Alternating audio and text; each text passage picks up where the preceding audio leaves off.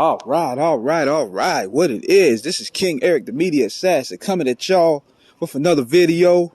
Just finished getting the workout in, getting very souped up for SummerSlam tonight, AEW Collision, Screwball Radio. Saturday's gonna be pretty occupied tonight, so I figured this. I was gonna go ahead and watch the documentary on Cody Rhodes, and I thought it was pretty good. It made me, if anything, respect Cody's grind a little bit more than we know about. To him getting himself over in that fashion. Like, we get to see how he truly felt about the NXT Renaissance. When he seen guys like Kevin Owens, Sami Zayn, Charlotte Flair, Sasha Banks, Corey Graves. You saw that NXT Black movement taking off. And Cody felt slighted, like he was stuck with this Stardust bullshit. So he couldn't really get in the mix with a lot of these new and up-and-coming talent. That was one of the main problems with the booking at the time. He felt like he was getting shortchanged, and he left. So he figured he did what Bobby Lashley did. He did what Drew McIntyre did. He doing what currently what Zack Ryder is doing.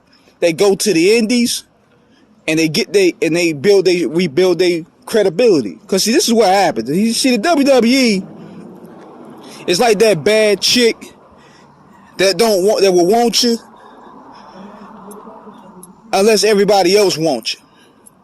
Cause look at how bad they buried Cody, man. They made him look like a joke with the Stardust shit. They made him look like a total joke. So this is what happens.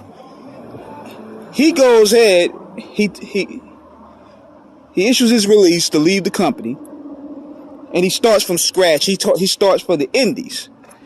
He starts his own new journey to rebuild himself and re-identify his identity. He wrestles on all the small platforms, everywhere from Ring of Honor, New Japan, Impact, all the way down. All the small promotions he wrestled under to rebuild his credibility and to recircle his demand. So then he forms his own company with AEW, and you would think, okay, this is him trying to compete with the people that treated him bad. So this is what I think happened. I'm gonna tell you guys what I think happened to why he left. And he's not going to admit it, even though he said on interviews that he's not going to admit that to the reason why. I'm going to give y'all my perspective, what I think was the real reason why. The reason why he left is because when you seen guys like Daniel Bryan, CM Punk, Adam Cole, all three of those guys with major followings coming in, he had that feeling again that he was going to get pushed aside. Because he was getting pushed aside when he was the WWE, when the NXT Renaissance took over, and he was stuck being Stardust, and he felt entitled a little bit because he's a Rhodes. He should be in the mix with all the major talent. He should be a major player.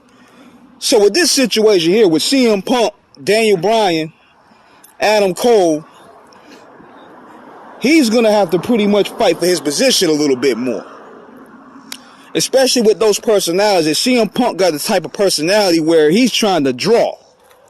So his ego felt a little bit hurt because he's gonna feel like now they're gonna treat him like a fourth-string guy in the middle of the promotion, right?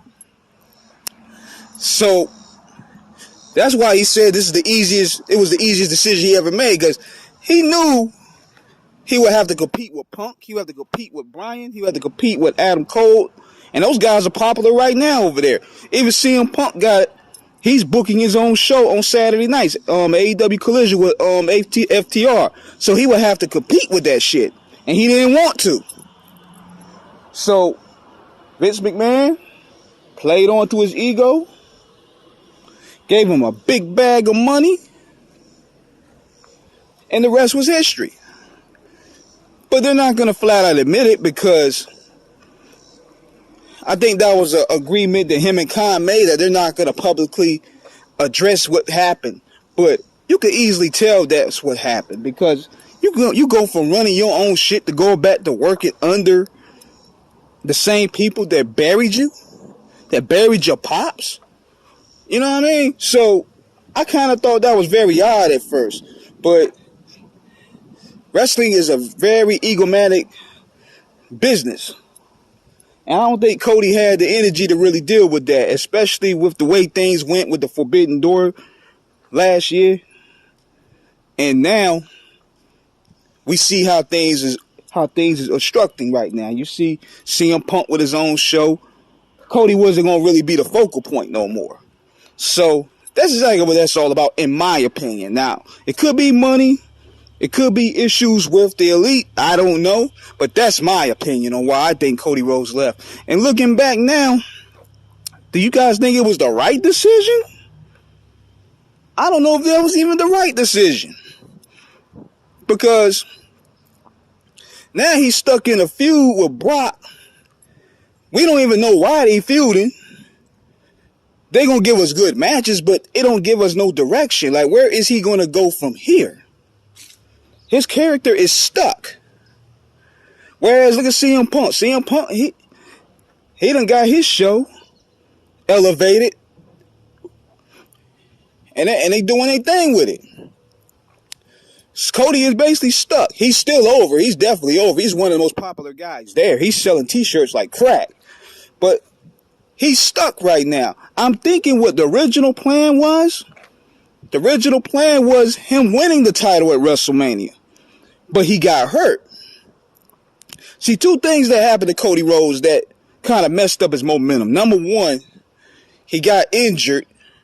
And they was probably going to plan him to face Brock Lesnar later on that SummerSlam, last year's SummerSlam. But he got injured and missed almost the whole year. That's number one. Because he missed a whole lot of momentum. Number two, they didn't even expect Sami Zayn to catch fire like he did. Sami Zayn caught on fire with this bloodline feud. So, for weeks, he had to compete against Sami Zayn in form of popularity. He had to compete against Sami Zayn and try to fight to get the crowd back on his side. So I'm thinking this was original plan for Cody to win the belt this past year, because it makes more sense. But then you also have Vince McMahon. Vince McMahon came in and nixed that shit. So now his character right now is pretty much in the middle right now. And we're going to see where it's going to go tonight. So let me know what you guys think. Do you think there's still some hope for Cody Rhodes left? Because he ain't got nothing to do on Raw. SmackDown is where he has to finish the story, as they would say. He got to beat the tribal chief. That's the story. So let me know what you guys think. This is King Eric signing out. Peace.